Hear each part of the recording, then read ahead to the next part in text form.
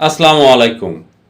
আজকের এপিসোডে আমরা আলোচনা করব ডিপিসি নিয়ে। ডিপিসি কি, এটা কোথায় প্রদান করতে হয়, কেন প্রদান করতে হয়, এটা নির্মাণ করতে কি কি নির্মাণ উপকরণের প্রয়োজন পড়ে এবং তার অনুপাত কত। ডিপিসির পূর্ণরূপ হলো ড্যাম প্রুফ কোর্স।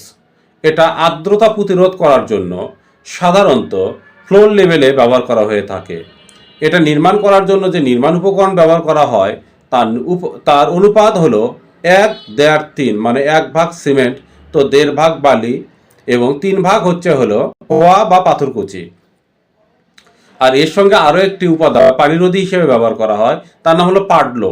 পাডলো ব্যবহার করতে হয় প্রতি ব্যাগের জন্য 2.5 কেজি।